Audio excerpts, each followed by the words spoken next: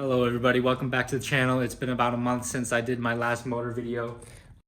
In the last video, the last thing you guys saw me do was I uninstalled that old K24 head, and I went ahead and I installed the new K20 Z3 head onto my K24 block. I did that off camera because I didn't have the motivation to film it, and I just wanted to get something done in my spare time because I don't have a whole lot of time to work on the motor between school and between working full time. So it's a pretty simple process though. There's 10 bolts. I used ARP head studs. You want to use ARP's lubricant that they supply with it, and you want to install it in 3 stages. So you do 40, 60, 80, which is what I did. So first you want to torque all the bolts to 40 foot-pounds in the correct sequence, so that you don't warp the head, and so that it seals correctly, or else you might get, some gaps here and there, and then you'll leak coolant and all that. So you don't want that. You want to do 40 foot-pounds, and then you do 60 foot-pounds all the way around, and then you want to end up at 80 foot-pounds. Now, if you use a different kind of lube, such as motor oil, or if you're using OEM head studs, it might be a different torque spec. So keep that in mind. Just do your own research. But for the ARP head studs, for the K20 and K24s, it's going to be 80 foot-pounds that you want to end up at. Now, I've gone ahead and also put the rocker assembly on there. It's all nice and clean. I think I showed you guys the cleaned up head in the last video. Maybe not. But it was all cleaned up. It was refreshed by ACL Machine Shop, or ALC Machine Shop, I think it's called.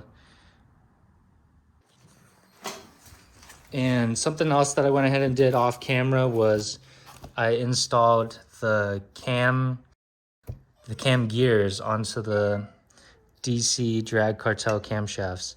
So I think the intake cam, you're going to want to torque it down to 83 foot-pounds, and the exhaust cam is 51 foot-pounds or something like that. It might be interchanged, and then the cam post plates, I think, were 20-something foot-pounds. It might have been 29 foot-pounds for these.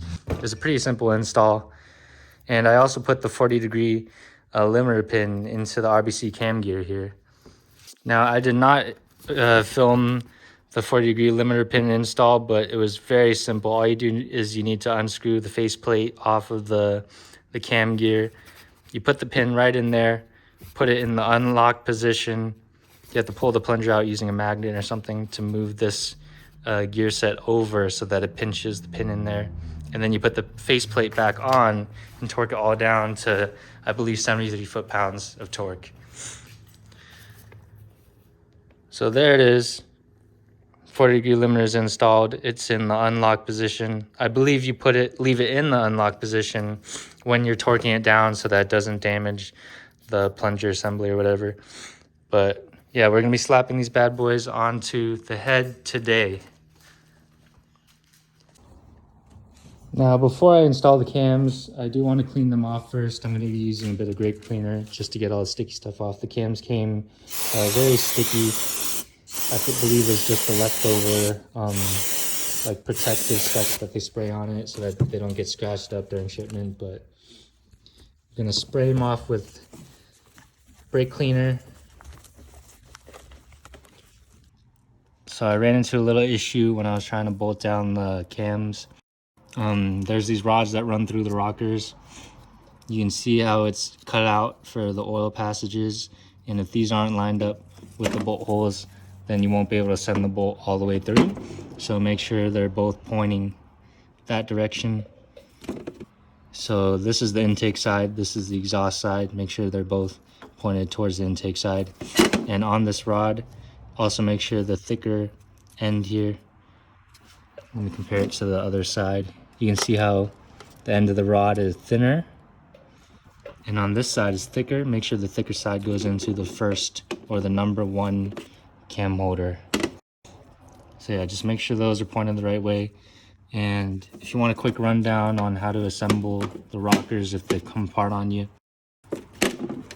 this is the intake side. It's going to be the one with the hole, the roller with a hole in it. You're going to put the spring in there.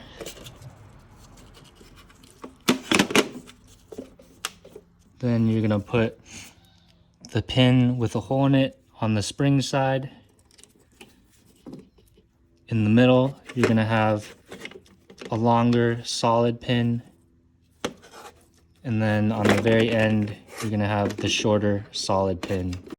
And there's no hole on the end roller there. Whereas on this side, there is a hole where the spring is. And on the exhaust side, it's gonna be the opposite. So the one with the hole is on this side in the spring. The one with the spring and the hole is gonna be on this side. You can see how there's a hole there. So to recap, exhaust side, rocker assembly, spring, pin with the hole in it, long pin, long solid pin, short solid pin. And on the intake side, it's gonna be, or the roller with the hole in it, with the spring, short pin with the hole in it, long solid pin, and short solid pin. And that's gonna repeat through each section here. And what I'm doing now is I'm just putting zip ties to keep all these sections together. Since they're spring loaded, they're very easy to pop off and lose. So you want to zip tie each section, or if you have a magnet or something. I've seen people use magnets to hold all three lobes together. So I have the rocker assembly on there now. What I've done is I've used a rubber mallet to really lightly tap these caps down so that they sit flush against the head. All right, now that we've got our rocker assembly on there, we're gonna lube it up, grease it up. You're gonna wanna put grease inside of each of these little spots here where your cams make contact. You wanna put it all over your cams as well.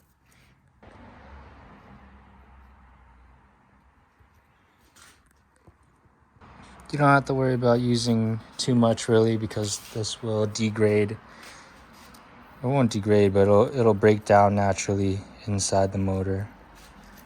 Just make sure you get it nice and coated.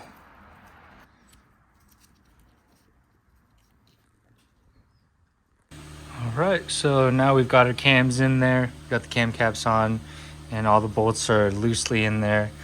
I'm gonna spin the motor around, and we're gonna work on the oil pump now so that the timing chain doesn't get in the way of the oil pump assembly once we get to that. And just to speed things along a little bit, I ended up buying an FD2 oil pump.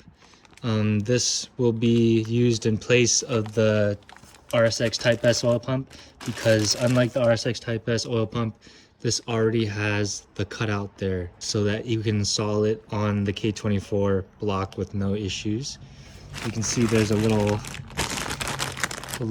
recess part right here, which the Type S doesn't have. The Type S is flat across, so you have to cut this out yourself. But on the FD2 Type R oil pump, it's already cut out for you.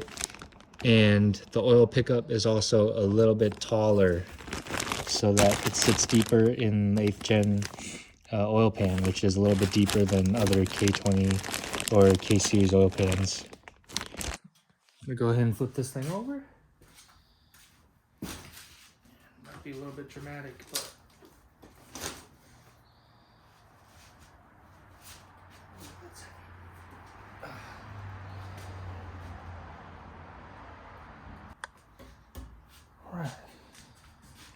so I've removed the old oil pump. It was just 4 bolts holding it on. 4 of the biggest bolts. Should be pretty obvious, but you can see what a difference in size from that one to the Type R oil pump that we'll be putting in. It'll be a good weight savings, as well as free up some of those high revving capabilities. So at this point, now that we have the old oil pump out, we're able to see this little oil pump squirter. This is only used for the K24 oil pumps, so we're going to use a wood screw that in and pull it out. And we're going to use the M8 bolt to block it off so that we retain oil pressure. Alright, so it's kind of a pain in the ass, but this plug, it kept spinning around when I tried to put a wood screw in it, so I ended up hammering a pick into it, and using that, I was able to pull it out. At this point, I'm also going to remove these 2 windage trays, or whatever they're called. So we got a little bit of Honda Bond in there. We got a little bit of Honda Bond on the bolt. That all around. And now that bolt is ready to be sent deep into that hole there. Now make sure to wipe off any excess. And go ahead and tighten this down to, I believe, 16 foot-pounds of torque. After that, we're gonna put our K20 windage tray on there. And the kit that I got came with all the bolts needed. So we've got 6 of these little bolts to secure it down. And these you want to torque to 9 foot-pounds. All right, now that we've got all our bolts in place, our windage tray in place, we are going to install our Type R oil pump along with the brand new oil pump chain that they gave us. We are going to be keeping our K24 oil pump tensioner, however, because I believe the K21 will not fit on the K24. There's going to be 3 different mounting points. There's going to be this bolt, and this bolt. This little bolt's going to be 12 foot-pounds, and these 2 larger bolts are going to be 22 foot-pounds of torque. So there we go. I ended up mounting the little tensioner, the K24 tensioner, as well as the DC, timing chain guide. So I'm not sure if I'll be able to get the chain on there with the guide there, but we'll see when the time comes. Looks great. And that's it for today's episode. The cams are mocked up, the oil pump's on, and I think I'll save the rest for when I actually swap the motor over to the car. Because there's not a whole lot left to do. All I have to do is put the timing chain on and maybe install a couple sensors. I think there's a solenoid that's supposed to go here. Let's see. When we pull the other motor out of the Civic, we're going to have to swap the intake, the headers, all that stuff onto this motor. So there is still a lot of work to be done, but we can't do it until the other motor is out of the car and sitting next to this one. So once they're side by side, we'll be able to compare what sensors we have to swap over, what wires, and all the other USDM stuff that's supposed to be on here. So that'll be it for today's episode, guys. Thanks for watching, and I'll catch you on the next one.